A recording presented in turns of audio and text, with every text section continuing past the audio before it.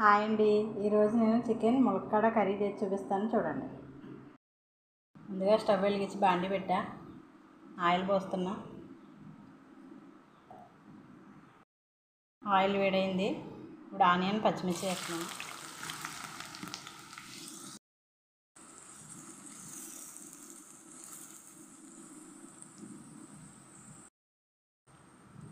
Salt వేసుకోవాలి.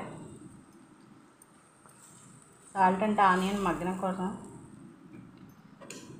మూత పెట్టాలి.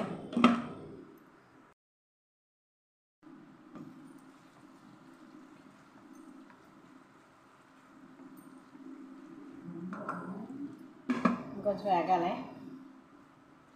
ఇలాగ మసాలా తయారు చేసుకుంటా నేను. ఆనియన్ ఎగిలాగా మసాలా నేను నూరి పెట్టుకుంటా. ఓల్గర్ మసాలా, చెక్క, మొగ్గ, ఇలాచి, తర్వాత జీలకర్ర, గసగసాలు ఇవన్నీ కొంచెం మెత్తగా ఇందులో నూరుకుంటాను నేను. చూడండి, మసాలా అంత ఇలా నూరి పెట్టుకున్నాను కలంలో నేను. చూడండి, ఆనియన్ మంచిగా ఎగిపోయినాయి. ఇప్పుడు అల్లం వెల్లుల్లి పేస్ట్ వేస్తున్నాను, ఒక స్పూను వేసి పచ్చివాసన పోయించే వరకు వేయించాలి.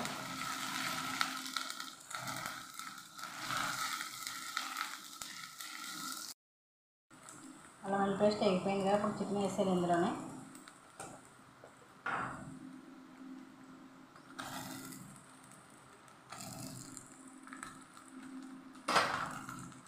కలుపుకోవాలి.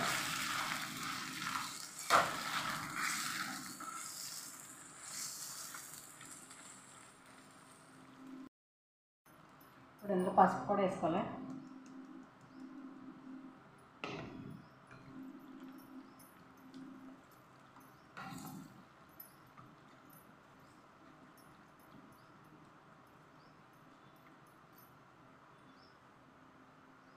సేపు మళ్ళీ మూత పెట్టాలి.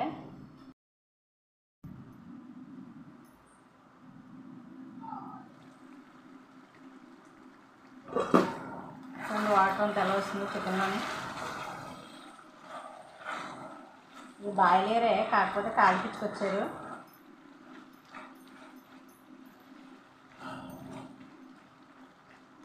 ఇప్పుడు ఇందులో కారం వేద్దాం.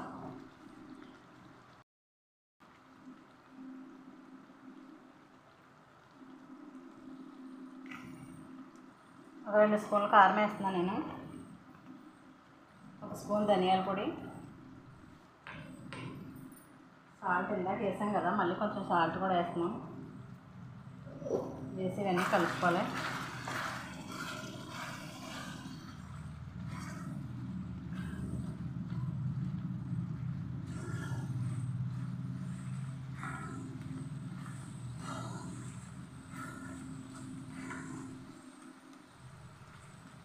కొంచెం ఉప్పు కారం అయ్యి ముక్క పడితే మంచిగా మగ్గనే వాళ్ళు అలా కొద్దిసేపు సిమ్లో పెట్టి.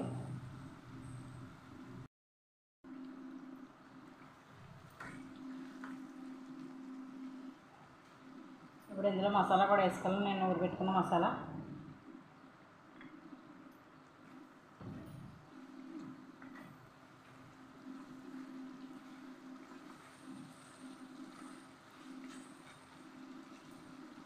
ఇప్పుడు ఇందులో ములక్కాడ ముక్కలు కూడా పెట్టుకోవాలి. ములక్కాడ ముక్కలు ముందేం మగ్గ అవసరం లేదు, ఇలా అయినా కూడా ఉడికిపోతాయి. మేమేమో ఇలాగే వేస్తాం. మరి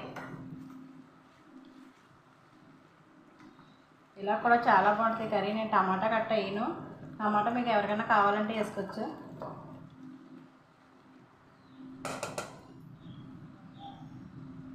కొద్దిసేపు మగ్గనిద్దాం. ఇప్పుడు వాటర్ పోసేద్దాం.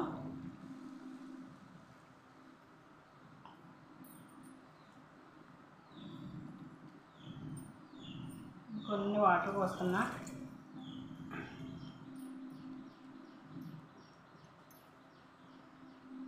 ఇవన్నీ వేస్తాం కదా. ఇప్పుడు మూత పెట్టుకొని ఫ్లేమ్ మీడియంలో పెట్టి ఉడికించాలి.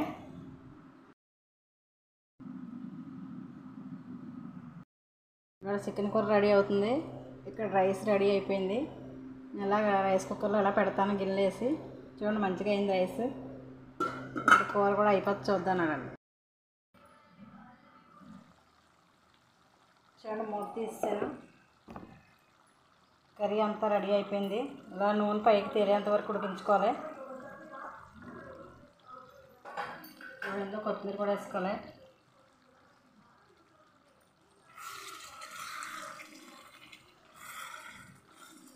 చూడండి, ములక్కాడ ముక్కలు కూడా మెత్తగా ఎలా ఉడికిపోయినాయో, మంచిగా అయిపోయినాయి. చికెన్ కూడా ఉడికిపోయింది.